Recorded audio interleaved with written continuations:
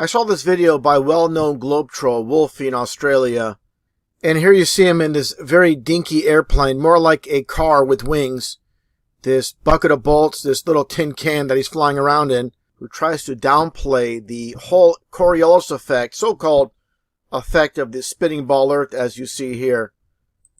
And basically, when it comes down to it, when the Earth spins, and say when a bird flies from north to south, you're going to be off course based on the spinning of the Earth. Again, Wolfie tries to downplay this effect. And let's get right to it with this video clip. The aircraft was flying from Bali to Perth with the atmosphere matching the rotation of the Earth perfectly, and the aircraft making no adjustment.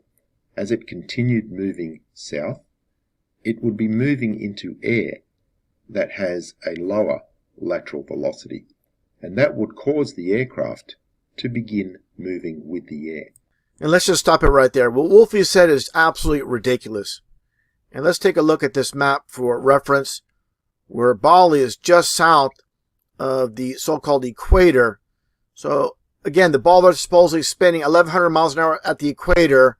So it's not going to be much of a difference when you're at Bali with the supposed rotation of the Earth.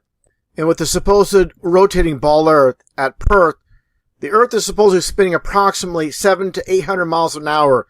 So you go from, say, 1,000 miles an hour to 700 to 800 miles per hour when it comes to the so-called spin of the Earth. And what he's saying is, when the plane flies south, due to the lateral rotation, as you get lower, it slows down, and the plane can just move along with the atmosphere. This is absolutely ridiculous.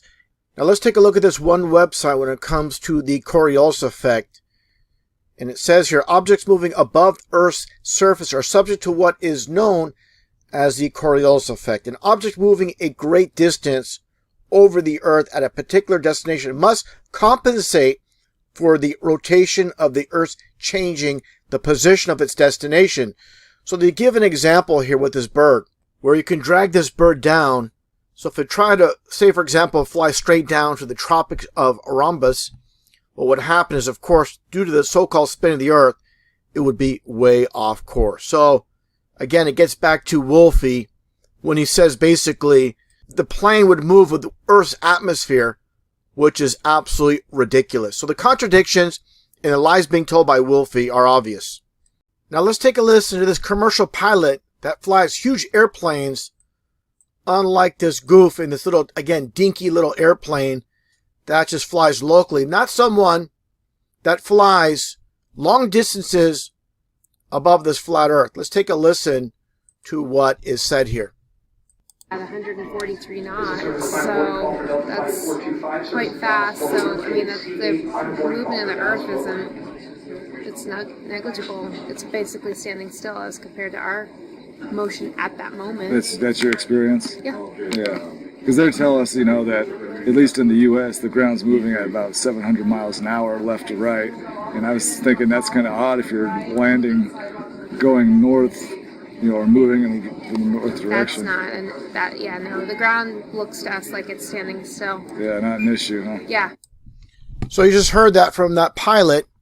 Basically, Earth is standing still. And again, a really important point to make is, you can tell this pilot doesn't even put the so-called spin of the Earth into consideration whatsoever when she's flying a plane. Now let's take a look at this clip as well, and listen to what he says when asked about the so-called curvature from aboard an airplane. Take a listen.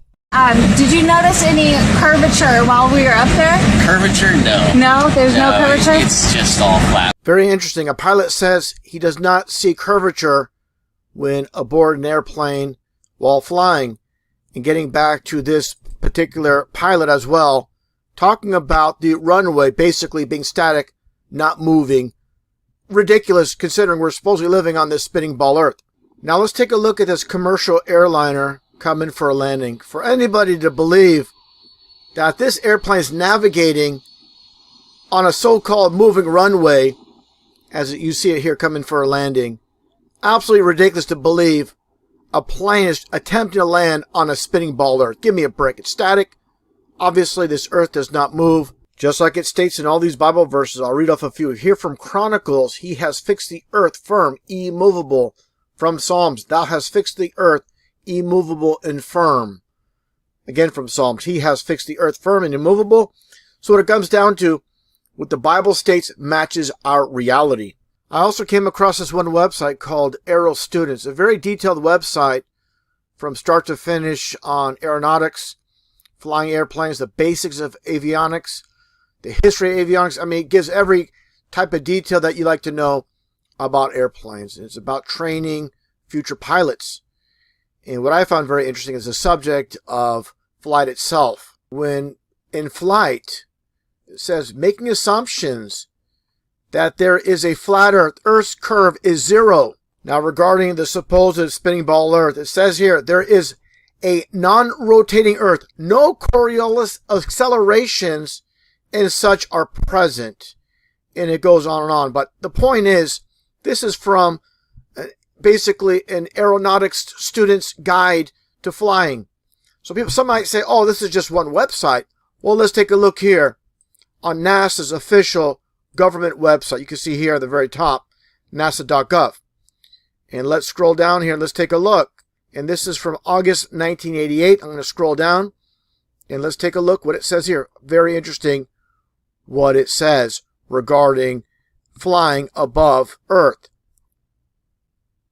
It says right here, this report documents the derivation and definition of a linear aircraft model for a rigid aircraft of constant mass flying over a flat, non-rotating Earth. So there you go. This is from NASA itself. Unbelievable. And what do globe believers have to say about this? They'll just turn a blind eye to the truth, what is presented on NASA's official website.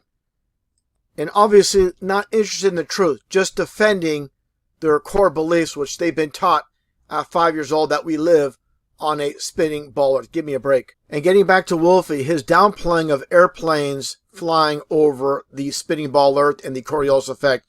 Obviously, he's downplaying the Coriolis effect as a non-entity, a non-factor. That's because obviously Earth does not spin.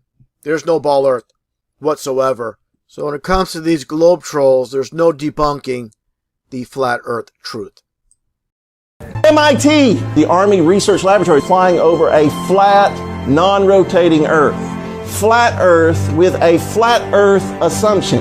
Non-rotating flat Earth. A flat, non-rotating Earth may be assumed. A flat and non-rotating, assuming a flat Earth. Flat, non-rotating Earth. A non-rotating Earth. Flat, non-rotating Earth. Validity of flat Earth based on a flat Earth assumption for a flat Earth and a flat atmosphere. Flat, non-rotating Earth. The flat Earth model. Propagation of electromagnetic fields over flat Earth. I was reading a lot of stuff on the flat Earth. Okay, yeah. True.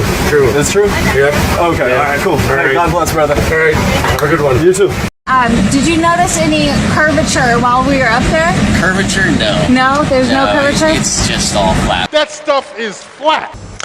Well, when I was standing outside that capsule, it was a very quiet and peaceful moment, you know. At that moment, you look at the world, it looks very fragile. You could see the curvature of the Earth. You've been lied to by textbooks, and that dude who jumped out of a perfectly good balloon, what's his name? Felix Baumgartner, he would have been about 2 millimeters above the surface of this globe. That's his edge of space jump.